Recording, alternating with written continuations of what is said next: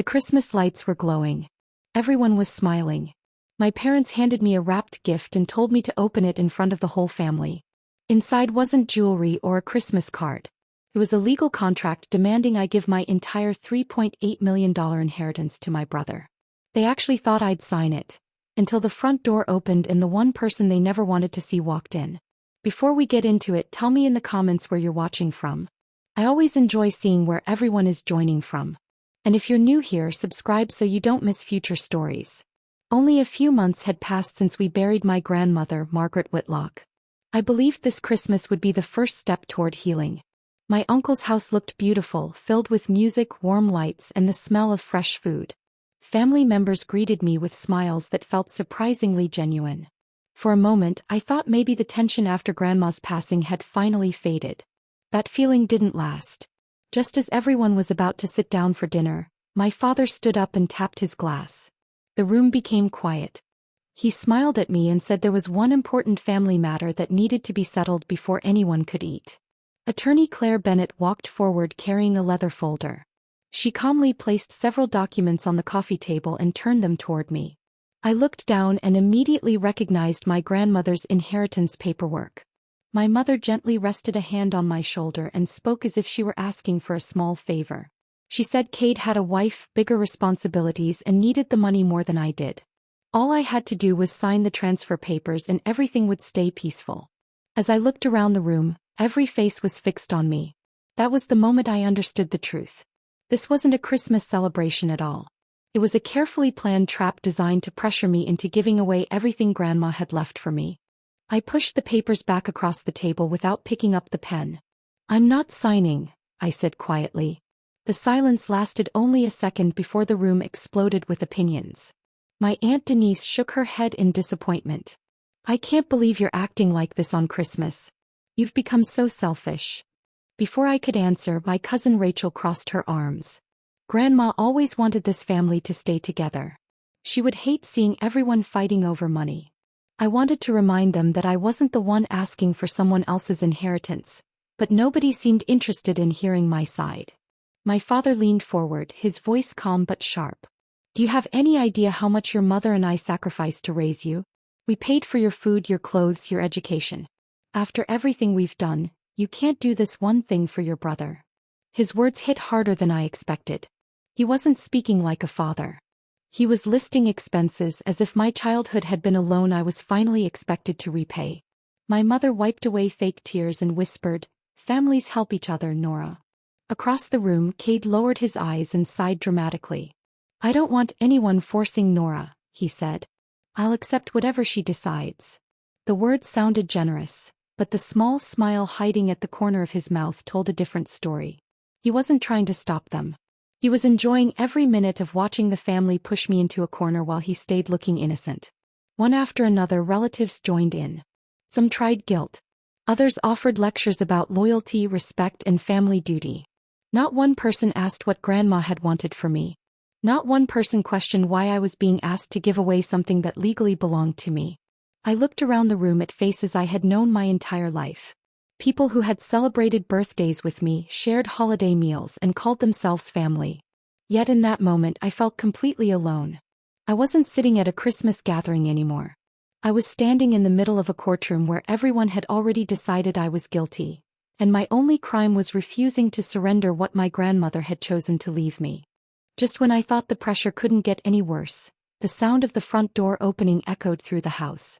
Everyone turned at once. My uncle smiled with surprise. "Damien, you made it. I wasn't sure you'd have time." Damien Mercer stepped inside, brushing the cold air from his coat before greeting a few guests. He owned the company where I had worked for the past 4 years. My uncle had known him for decades, and apparently a last-minute invitation had brought him to our Christmas dinner. As he walked farther into the living room, his expression changed. He noticed me sitting beside the coffee table with several legal papers spread out in front of me. My parents stood nearby. Cade was only a few feet away, and the rest of the family had formed a circle around us. It didn't look like a holiday gathering anymore. It looked like an interrogation. Damien slowed his steps and looked directly at me. "Nora," he said calmly, "is everything all right?" No one answered. The cheerful conversations that had filled the house only moments earlier disappeared. Even the Christmas music playing softly in the background suddenly felt out of place. My father forced a smile that looked painfully unnatural. "Everything's fine," he said quickly. "It's just a private family discussion." My mother nodded. "Nothing to worry about. We're almost finished." Damien didn't look convinced. His eyes moved from my face to the unsigned documents on the table. Then he looked around the room, noticing the tense expressions, folded arms, and uncomfortable silence hanging over everyone.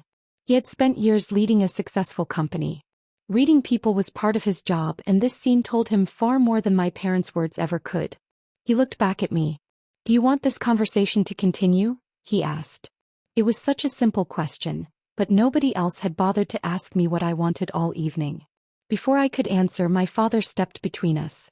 "I appreciate your concern," he said with forced politeness, "but this is a family matter." Damien remained calm, but he didn't move toward the dining room.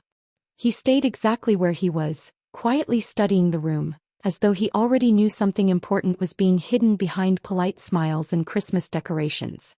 Before anyone could say another word, Claire Bennett cleared her throat and stepped forward. "There is something everyone needs to hear," she said. She reached into her folder and carefully removed a sealed envelope. My grandmother's handwriting covered the front, and seeing it again made my chest tighten.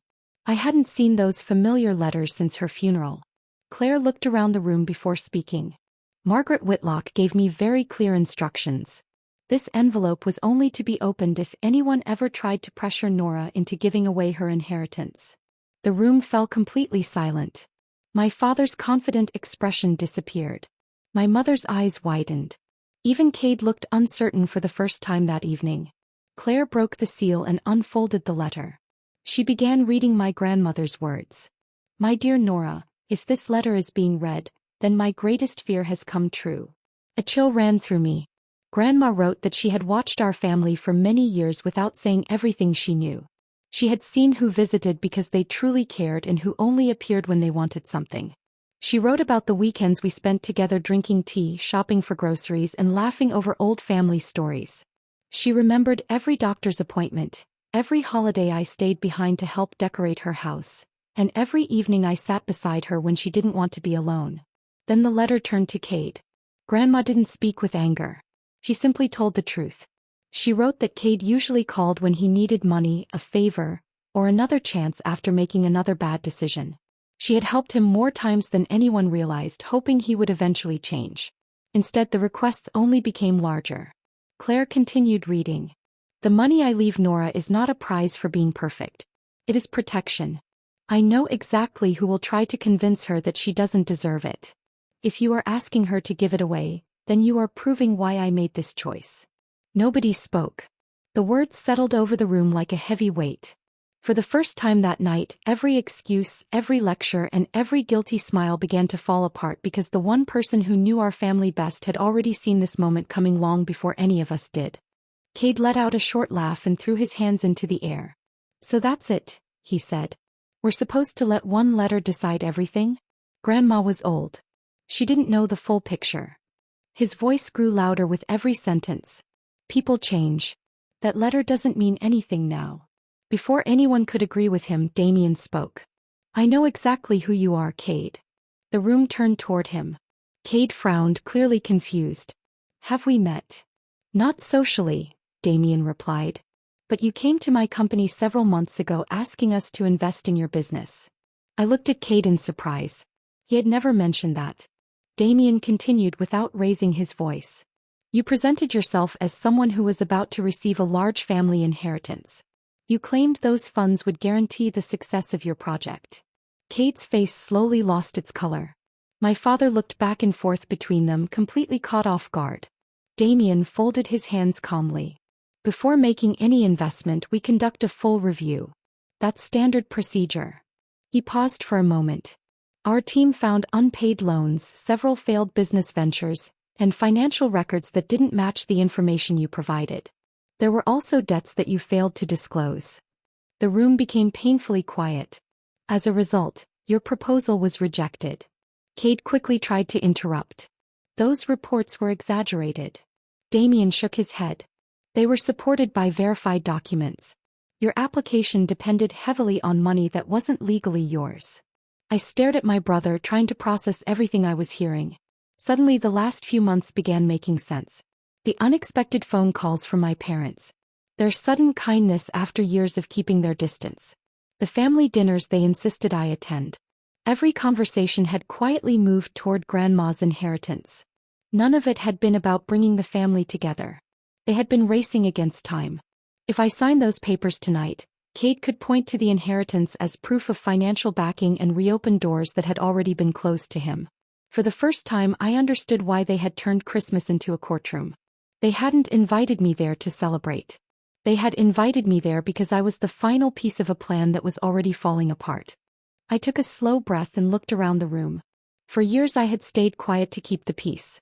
Every holiday, every birthday, every family gathering ended the same way. If Cade made a mistake, everyone rushed to protect him. If I felt hurt, I was expected to get over it. Not anymore. I've listened to all of you, I said. Now it's my turn. Nobody interrupted. You keep talking about family, but you've never treated Cade and me the same. My father opened his mouth, but I raised my hand. No. You're going to hear this. I looked straight at Cade. The first car Mom and Dad bought you was totaled within 6 months. They called it bad luck and bought you another one. I turned toward my parents. When I needed a used car to get to work, you told me to save up and earn it myself. No one argued. Cade dropped out of college after thousands of dollars were spent on his tuition. You said he just needed time to find himself. I shook my head. I worked evenings and weekends to pay my own bills because you told me responsibility builds character. The room grew quieter.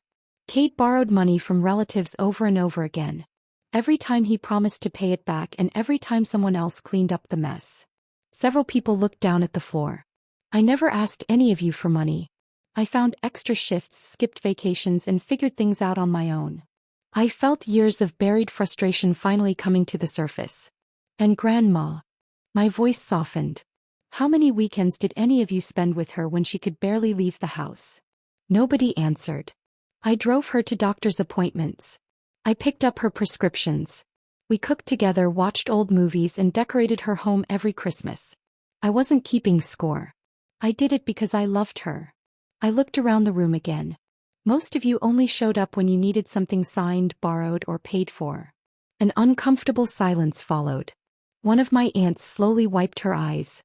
An older cousin stared at the floor without saying a word. Even my uncle avoided looking at me. They remembered. They remembered the birthdays Cade missed. The promises he broke. The excuses everyone accepted because it was easier than holding him accountable. You all created this, I continued. Every time you rescued him from the consequences of his choices, you taught him someone else would always fix his problems. Today that someone is supposed to be me. I looked at the torn edge of the transfer papers still resting on the table. Grandma wasn't choosing between her grandchildren. She was choosing between responsibility and entitlement. She knew exactly what would happen after she was gone, and tonight every one of you proved she was right. Not a single person had an answer. For the first time in 20 years, the truth was louder than all the excuses, and no one in that room could pretend they hadn't heard it. For a long moment nobody spoke. The silence felt heavier than all the shouting that had come before. Then my father slammed his hand against the table. Enough, he shouted. I've listened to this nonsense long enough. Several guests flinched. He pointed directly at the papers still lying in front of me. You are going to sign those documents right now. His face was red with anger. If you walk away from this family over money, then don't ever call yourself a Whitlock again. His words hung in the air, waiting to frighten me into giving in. They didn't. My mother suddenly burst into tears. Nora, please, she cried. Don't do this to us. Think about what this will do to your father. Think about your brother. We can still have a wonderful Christmas if you just sign. She reached for my hand, but I gently pulled it away. The tears might have looked convincing to everyone else, but I had seen this before. Whenever the truth became uncomfortable, guilt was always the next weapon.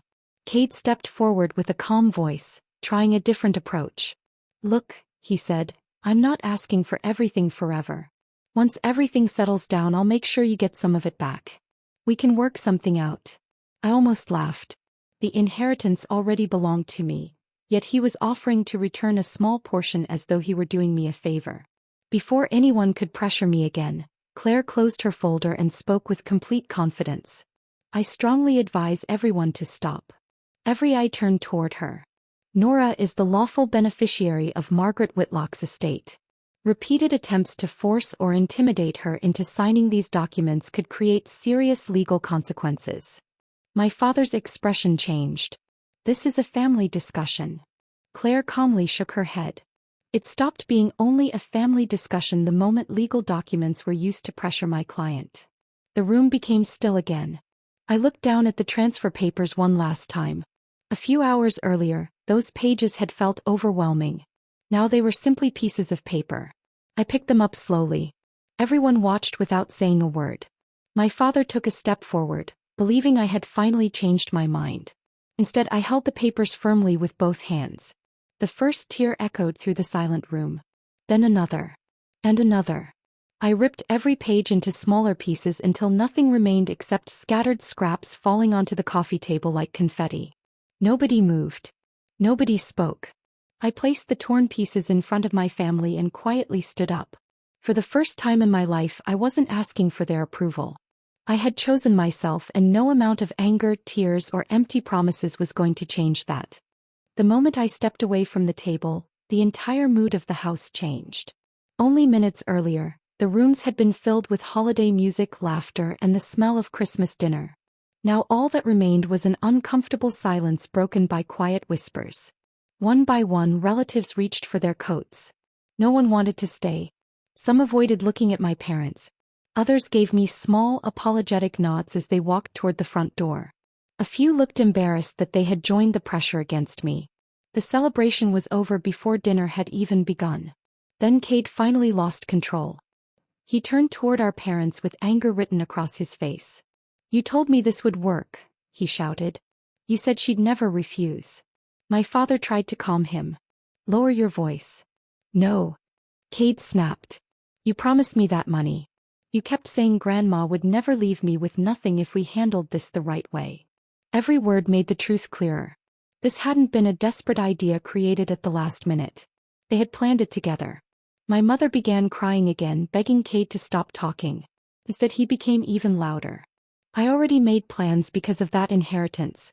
I told people the money was practically mine. The room fell silent once more. No one could pretend this had been about keeping the family together anymore. It had always been about getting control of something that never belonged to him. My father looked exhausted, as though years of excuses had finally caught up with him. Damien quietly walked over and stopped beside me. "You don't owe anyone an apology," he said. I looked at him without speaking. "You respected your grandmother's wishes," he continued. "Standing up for yourself doesn't make you selfish. It means you finally stopped letting other people decide your worth." Those words settled something inside me that had been unsettled for years. I thanked Claire for standing beside me and picked up my coat. No one tried to stop me this time. As I reached the front door, I took one last look at the house. The Christmas tree was still glowing. Wrapped gifts still sat beneath its branches. Plates of untouched food remained on the dining table. From the outside, everything looked perfect. Inside, the illusion had finally fallen apart. I stepped into the cold night, where rows of Christmas lights stretched across the neighborhood. For the first time in years, I could breathe without carrying the weight of everyone else's expectations. I realized I wasn't simply leaving one disastrous holiday behind. I was walking away from years of guilt, favoritism, and manipulation that had shaped my life for far too long. The road ahead was uncertain, but it belonged to me. And that was the greatest gift I could have received that Christmas. The months after Christmas were surprisingly peaceful. For the first time in years, my phone wasn't constantly ringing with demands, guilt, or last-minute favors. I focused on my work, spent time with friends, and slowly built a life that wasn't controlled by my family's expectations. Then one afternoon everything changed. There was a knock at my front door. When I opened it, my parents were standing there. They looked older than I remembered. My father's shoulders seemed heavier, and my mother's tired eyes told a story before either of them spoke. "Can we come in?" my father asked quietly. I stepped aside without saying a word. We sat in the living room, and for several moments nobody spoke.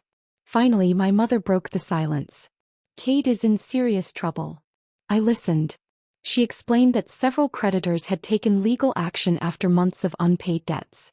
His business plans had completely collapsed. Bills kept arriving faster than they could be paid, and every attempt to solve one problem uncovered another. My parents had emptied a large part of their savings trying to help him. It still wasn't enough. My father looked down at his hands. We've done everything we could. I already knew what was coming. He took a slow breath. We were hoping, maybe you could help. The words hung between us. Not once had they asked how I had been since Christmas. Not once had they apologized for trying to take my inheritance. They had come because they had run out of options. My mother reached across the table. We know we made mistakes. We're family, my father added softly. I nodded. I agree. You made mistakes. Neither of them argued. I spent my whole life trying to earn your approval, I continued. I worked harder, asked for less, stayed quiet when things were unfair, and convinced myself that one day you'd see me the way you saw Cade. Tears filled my mother's eyes. But love isn't supposed to be earned, I said. Parents are supposed to give it freely. Instead, every time there was a choice, I was expected to sacrifice while someone else received another chance. The room became silent again. I don't hate either of you, I said honestly. I hope Cade finds a way to rebuild his life. I truly do. My father looked up with a small spark of hope. But I won't solve problems that were created by years of choices I didn't make. I stood and walked them to the door. I forgive you, I said gently. But forgiveness doesn't mean writing another check or pretending the past never happened. They left without arguing. As I closed the door behind them, I felt sadness, not guilt. For the first time in my life, I wasn't paying the price for someone else's decisions, and I knew I would never go back to living that way again. A year passed faster than I expected. When Christmas arrived again, I noticed something surprising. I wasn't nervous. There was no pressure to attend a gathering where I had to pretend everything was fine. There were no phone calls asking me to fix someone else's problems. The holiday felt peaceful in a way I had never experienced before. That evening, I invited a small group of people to my home. They weren't connected by obligation or guilt. They were people who had supported me, respected my choices, and stood beside me when I needed them most. Claire came by with homemade cookies, and Damien stopped in after visiting a longtime friend. We laughed over dinner, shared stories from the past year, and enjoyed a quiet evening without arguments or hidden agendas. For the first time, Christmas felt like it was supposed to. A few months earlier, I had used part of my inheritance to create the Margaret Whitlock Education Fund. I wanted Grandma's kindness to continue helping others. The fund supported hardworking students whose families couldn't afford college expenses. Reading their letters reminded me of my own journey. Many of them had worked long hours, cared for relatives, and kept chasing their dreams despite difficult circumstances. Knowing those students would have opportunities they might never have received brought me more happiness than simply watching numbers grow in a bank account. Damien remained an important part of my life. He never acted like a hero, even though his arrival that Christmas evening had changed everything. He simply treated me with honesty and respect when I needed it most. More than once I thanked him. Each time he smiled and said the same thing. You made the hard choice. I only happened to be there. Looking back, I understood what Grandma had been trying to give me all along. The inheritance had never been only about money. It gave me the freedom to stop living for other people's approval. It taught me that healthy relationships don't demand endless sacrifice from one person while rewarding another for irresponsible choices. I still missed Grandma, especially during the holidays. But instead of remembering the pain of losing her, I found myself smiling at the lessons she left behind. As I looked around the room that Christmas night, I realized I already had everything I needed. The greatest gift Grandma gave me wasn't the $3.8 million. It was the courage to protect my peace, trust my own worth, and understand that real family is built on love, respect, and honesty, not on what someone hopes to take from you. That lesson was worth far more than any inheritance could ever be.